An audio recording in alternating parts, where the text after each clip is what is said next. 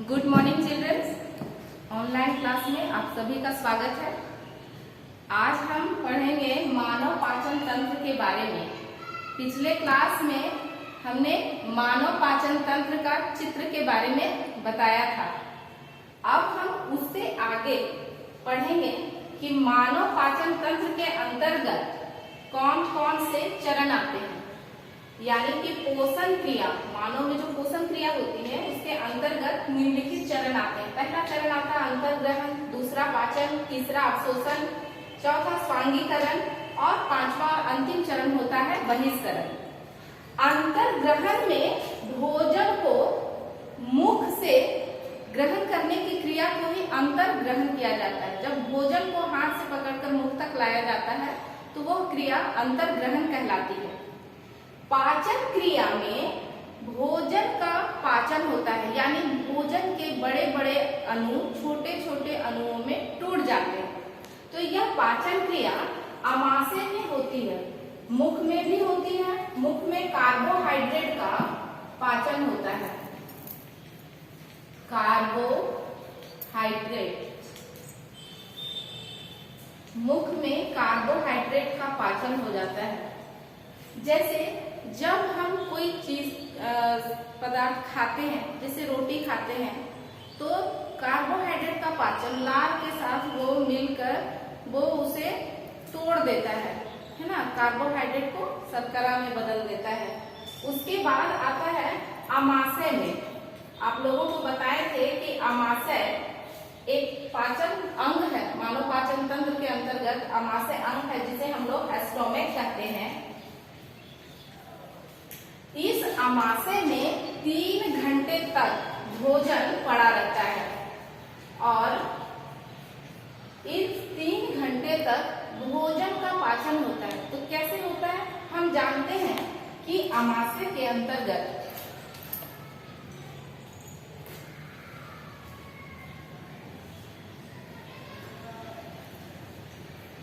ये आमाशय की दीवारों में, आमाशय की दीवारों में ग्रंथियां पाई जाती हैं। आमाशय की ग्रंथियां जिसमें से 3 प्रकार के पदार्थ स्रावित होते हैं। तो इससे कौन कौन से पदार्थ स्रावित होते हैं? पहला आता है HCl, या इसको हाइड्रोक्लोरिक अम्ल कहते हैं। Hydrochloric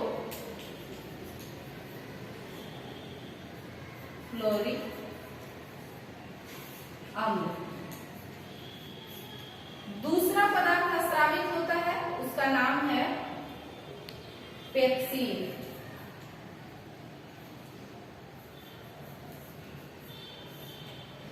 pepsin.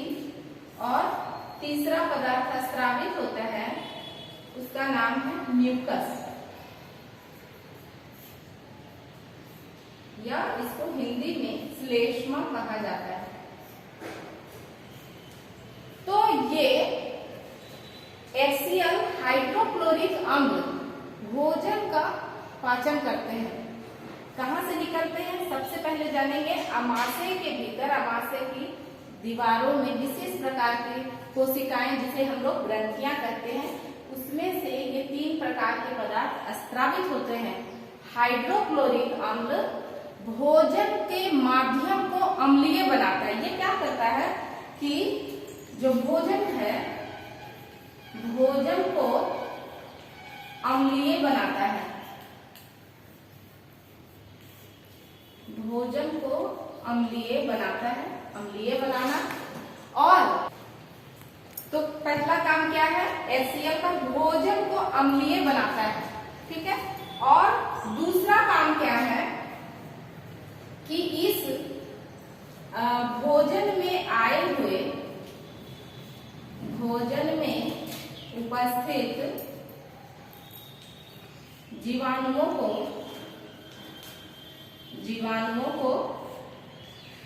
मारता है।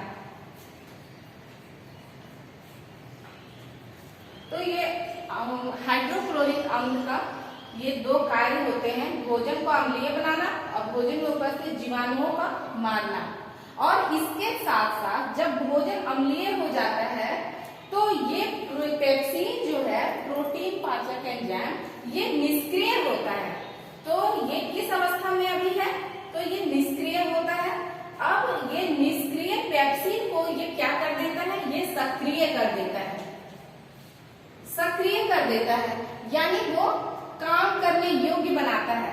तो ये तभी काम करने योग्य होगा जब वो भोजन का माध्यम अम्लीय होगा। अम्लीय माध्यम में ही निष्क्रिय पेप्सिन सक्रिय हो जाता है और वो प्रोटीन का पाचन करते हैं। भोजन में उपस्थित जो प्रोटीन होते हैं सक्रिय पेप्सिन क्या करता है? तो प्रोटीन का पाचन, ये प्रोटीन का पाचन करते हैं। और इसके साथ साथ अमाशय से क्या तीसरा पदार्थ निकलता है? तो म्यूकस या हिंदी में इसको श्लेष्मा कहते हैं। म्यूकस का काम क्या होता है कि अमाशय चूंकि एक अम्ल है तो अम्ल से अमाशय की दीवार नष्ट ना हो जाए, क्षति ना हो जाए, खराब ना हो जाए, उससे क्या करता है? श्लेष्मा स्रावित करते हैं और क्या करता है? अमाशय की दीवार को, जो ये हमारा अमाशय है जे आकार का अमाशय, तो अमाशय की दीवार को वो क्षति होने से बचाता है। यदि श्लेष्मा का स्राव नहीं हो और अम्ल अधिक मात्रा में बनते रहे तो क्या हो जाता है? एक ऐसी अवस्था आ जाती है जिसमें पेट में अल्सर हो जाता है ना, घाव हो जाता है। तो उस अल्सर से, उसके अम्ल की अधिकता से बचाव करने का काम म्यूकस करता है। ठीक है, तो ये था अमाशय और अमाशय से निकलने वाले पदार्थ। इसके बाद भोजन कहाँ जाता है? तो छोटी आंत में। अब हम इसके आगे जानेंगे छोटी आंत के बारे में।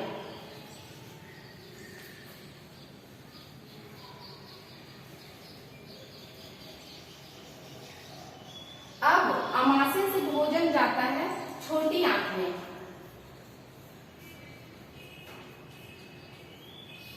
छोटी आंत, बुक में आप लोगों को लिखा हुआ है क्षुधांत्र, इसे क्षुधांत्र भी कहते हैं या इसको स्मॉल इंटेस्टाइन भी कहा जाता है। तो छोटी आंत में भोजन, अमाशय से भोजन छोटी आंत में पहुंचते हैं। अब क्या होता है कि यकृत, मानव शरीर की सबसे बड़ी ग्रंथि का नाम है यकृत या इसको लीवर कहा जाता है, और दूसरी ग्रंथि का नाम है अग्नाशय जिसको पैंक्रियाज कहते हैं। तो यकृत कैसी संरचना है आपको बता देते हैं। इस तरह का मानव पाचन अंग है और ये यकृत, और यकृत के भीतर ही पित्ताशय रहता है, इसको कहते हैं पित्ताशय। ठीक है, और ये रचना है किसका, बनावट है तो यकृत का। अब छोटी आंत में यकृत की दीवार में इसकी ग्रंथियों से पित्त बनता है जो एक बॉल जैसी संरचना में जमा हो जाता है जिसको पित्ताशय कहते हैं। और पित्ताशय में क्या जमा रहता है? पित्त एक क्षारीय द्रव है, इसे बाइल भी कहते हैं। पित्त हरे पीले रंग का एक क्षारीय द्रव होता है।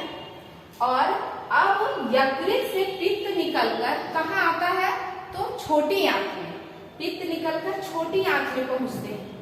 ठीक है, इसका काम क्या है? पित्त सबसे पहला क्या करता है? पित्त के कार्य अब हम जानेंगे कि पित्त का काम क्या होता है। पित्त के कार्य, पित्त का पहला काम होता है अम्लीय भोजन के माध्यम को क्षारीय बनाना। अम्लीय भोजन को क्षारीय यानी एसिडिक से उसको बेसिक नेचर में लाता है।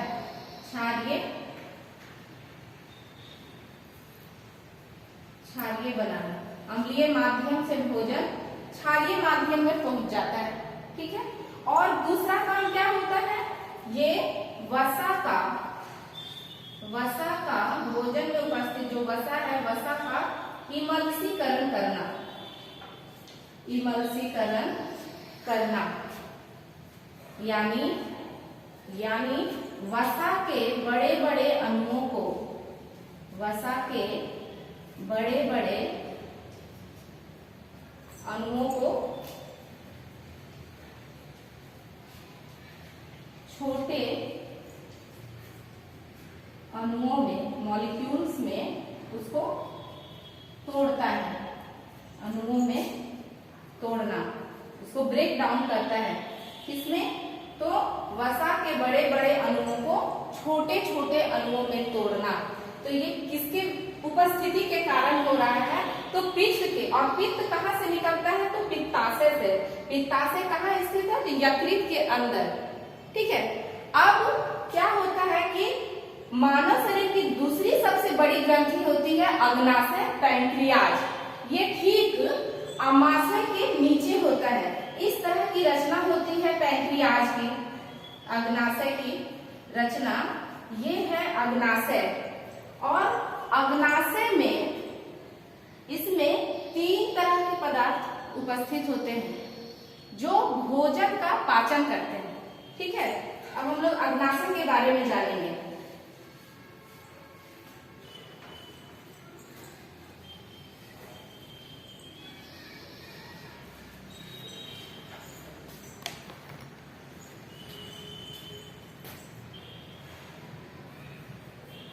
अग्नाशय या पैंक्रियाज,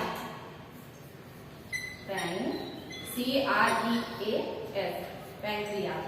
तो अग्नाशय से 3 तरह के पदार्थ निकलते हैं और भोजन का पाचन करते हैं। पहला क्या हो गया कि कार्बोहाइड्रेट के पाचन के लिए आता है एंजाइम एमिलेज, एंजाइम एमिलेज। दूसरा आता है, ये फर्स्ट हो गया, सेकंड में हो गया एंजाइम ट्रिप्सिन, एंजाइम ट्रिप्सिन। और तीसरा एंजाइम है लाइपेज, एंजाइम लाइपेज। ये 3 प्रकार के एंजाइम्स का स्त्रावन करता है, यानी 3 प्रकार के पदार्थ कहाँ से निकलते हैं? तो अग्नाशय से। अग्नाशय से जो पदार्थ निकलता है उसको कहा जाता है अग्नाशयी रस, अग्नाशयी रस। और यही अग्नाशयी रस 3 प्रकार के होते हैं, 3 पदार्थ होते हैं। पहला 3 पदार्थ यानी 3 तरह के एंजाइम को ये छोड़ता है, एंजाइम एमिलेज, एंजाइम ट्रिप्सिन, और थर्ड में है एंजाइम लाइपेज। एंजाइम एमिलेज ये क्या करते हैं? तो कार्बोहाइड्रेट का पाचन, कार्बोहाइड्रेट का पाचन। ठीक है। एंजाइम ट्रिप्सिन क्या करता है? ये प्रोटीन को पचाता है, प्रोटीन का पाचन। और एंजाइम लाइपेज ये वसा का पाचन करते हैं।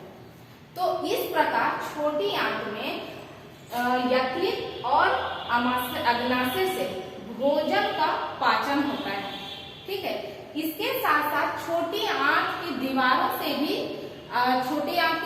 भी पदार्थ निकलते हैं जिसको आंतरीय रस कहा जाता है। छोटी आंत स्वयं भी आंतरीय रस स्रावित करता है। छोटी आंत से जो पदार्थ निकलते हैं जिनको हम लोग आंतरीय रस, या इंग्लिश में इसको कहा जाता है सक्कस एंटेरिकस, सक्कस एंटेरिकस। ये छोटी आंत के पदार्थ, यकृत से निकलने वाला पित्त, अग्नाशय से निकलने वाले एंजाइम, ये सभी मिलकर छोटी आंत में भोजन का पूर्ण पाचन कर देते हैं और इस प्रकार भोजन का पाचन कंप्लीट हो जाता है। तो इसीलिए कहा जाता है कि छोटी आंत में ही भोजन का पूर्ण पाचन किस अंग में होता है? तो स्मॉल इंटेस्टाइन, छोटी आंत में ही भोजन का पूर्ण पाचन होता है। अब यहाँ ये पाचन क्रिया जो पोषण क्रिया के अंतर्गत था, पाचन क्रिया समाप्त हो जाती है। अब पाचन क्रिया के अंतर्गत ये सभी अंग आए, सभी अंगों से ये विभिन्न प्रकार के पदार्थ निकले। अब हम लोग जानेंगे कि यहाँ पाचन क्रिया के बाद तीसरा नंबर में आता है पोषण क्रिया, अवशोषण क्रिया। अवशोषण क्रिया में क्या होता है उसके बारे में अब हम लोग डिस्कस करेंगे।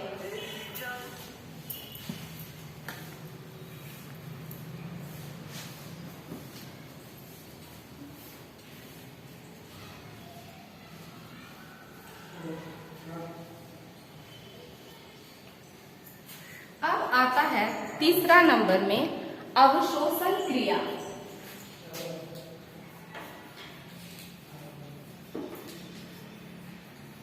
अवशोषण क्रिया, ठीक है। तो अवशोषण क्रिया में क्या होता है, अब पचा हुआ जो भोजन है, घुलित भोजन, अब पचा हुआ भोजन इतना पतला हो चुका है कि वो घुल सकता है, घुलित भोजन है, घुलनशील हो गया है और छोटे छोटे टुकड़ों में वो टूट गया है। तो पचा हुआ भोजन, अब पचा हुआ भोजन छोटी आंत की दीवारों में, अब हम छोटी आंत में चलते हैं, तो छोटी आंत, छोटी आंत इसकी दीवारों में, छोटी आंत की जो दीवारें होती हैं, जो दीवार है उसमें अंगुली के जैसे उभार बनाए हुए होते हैं। इस तरह अंगुली के जैसे उभार होते हैं जिसे कहा जाता है विलाई या दीर्घ रोम। इसे विलाई या दीर्घ रोम कहते हैं। अब दीर्घ रोम में रक्त की नलियां होती हैं, रक्त की नलियां और वसा की नलियां होती हैं। तो ये छोटी आंत की दीवार की सतह है, इसके भीतर रक्त नलियां और वसा की नलियां होती हैं। अब भोजन, पचा हुआ भोजन इतना घुलनशील और पतला होता है कि वो जैसे ही छोटी आंत में ये आता है तो इसकी दीवारों में जो ये अंगुली के आकार की जो संरचनाएं हैं, दीर्घ रोम है, वो भोजन को रक्त नलियां अवशोषित कर लेती हैं। इसी क्रिया को, यानी पचे हुए भोजन को रक्त द्वारा अवशोषण करने की क्रिया ही अवशोषण क्रिया कहलाती है। एब्जॉर्प्शन, यहाँ क्या हो रहा है, पचा हुआ भोजन, घुलनशील भोजन रक्त के द्वारा अवशोषित हो रहा है, तो इस क्रिया को अवशोषण क्रिया कहेंगे। और यह किसके मदद से हो रहा है, तो ये दीर्घ रोम जो उंगली के जैसे बनावट है, जो ये प्रवर्ध निकले हुए हैं, ये विलाई के माध्यम से होता है। और छोटी आंत की दीवार इस तरह का उसमें एडेप्शन होता है, एडेप्ट होते हैं कि वो ज्यादा से ज्यादा मात्रा में पाचित भोजन को अवशोषित कर सके, ठीक है। उसके बाद तीसरा चौथा चरण आता है, तीसरे के बाद स्वांगीकरण। स्वांगीकरण क्रिया, स्वांगीकरण क्रिया में क्या होता है, स्वांगीकरण क्रिया में अब पचा हुआ भोजन रक्त के साथ मनुष्य के कोशिकाओं में पहुंचता है, प्रत्येक कोशिकाओं में। अब भोजन कोशिका के भीतर, यह क्रिया कहाँ हो रहा है, तो कोशिका में, ठीक है। कोशिका में यह क्रिया संपन्न होती है। पचा हुआ भोजन ऑक्सीजन के साथ मिलकर ये टूट जाता है ना। कार्बन डाइऑक्साइड, ऑक्सीजन, जल और ऊर्जा,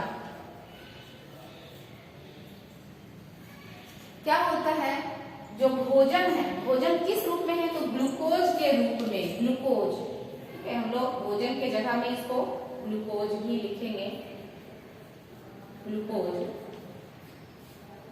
ये हमारा क्या हो गया, पचा हुआ भोजन, घुलनशील भोजन कोशिका के भीतर क्या हो रहा है बच्चों, ये कोशिका के भीतर हो रहा है। वो ग्लूकोज ऑक्सीजन के साथ मिलकर कार्बन डाइऑक्साइड, जल और एनर्जी, ऊर्जा का उत्पादन होता है। किस रूप में ऊर्जा का उत्पादन हो रहा है, तो एटीपी के रूप में, ठीक है। और तब हम क्या करते हैं कि खाने से हमें ताकत मिलता है, एनर्जी महसूस करते हैं। तो यह क्रिया स्वांगीकरण क्रिया के अंतर्गत कोशिका के भीतर ऊर्जा का उत्पादन, यानी भोजन से ऊर्जा उत्पादन होना, ऊर्जा का उत्पन्न होना, उस क्रिया को स्वांगीकरण कहते हैं। अब इसका अंतिम चरण होता है बहिष्करण। पांचवा और अंतिम चरण है पोषण क्रिया का बहिष्करण। बहिष्करण में अनपचा भोज्य पदार्थ, अनपचा भोज्य पदार्थ को शरीर से बाहर निकालना,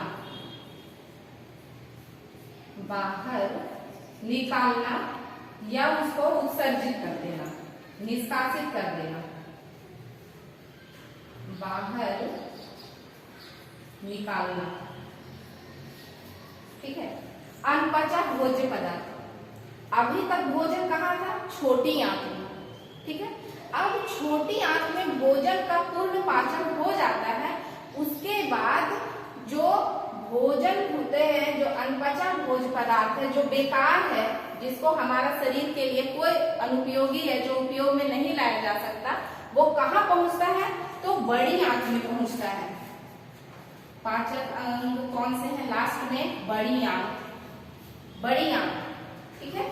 या इसको बृहदांत्र भी कहा जाता है, बृहदांत्र, या इसको हम लोग कहेंगे लार्ज इंटेस्टाइन। इंग्लिश में इसको कहा जाता है लार्ज इंटेस्टाइन, लार्ज इंटेस्टाइन। तो बड़ी आंत में, बड़ी आंत के दो भाग है, पिछले क्लास में मैंने बताया था। पहला भाग को कोलोन और दूसरा अंतिम भाग को मलाशय या रेक्टम कहते हैं। तो अनपचा भोज्य पदार्थ कोलोन में पहुंचता है, वहां पर भी पानी का, जल का कुछ मात्रा में अवशोषण हो जाता है, जो उपयोगी पदार्थ है, और जो अनुपयोगी पदार्थ है वो अंत में कहाँ पहुंचता है? तो मलाशय में पहुंचता है या गुदा द्वार में पहुंचता है, और मलाशय में पहुंचकर इसको रेक्टम भी कहा जाता है। पहुंचकर ये क्या होता है? फिर उसको शरीर के बाहर निष्कासित कर दिया जाता है, निकाल दिया जाता है।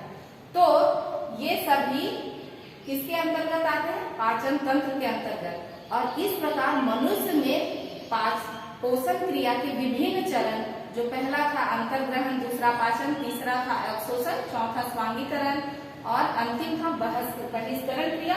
और इस प्रकार मनुष्य में पाचन क्रिया, यानी बहुकोशिकीय जीवों में पाचन क्रिया, पोषण क्रिया संपन्न होती है। ठीक है। अब हम अगले वीडियो में देखेंगे श्वसन क्रिया के बारे में।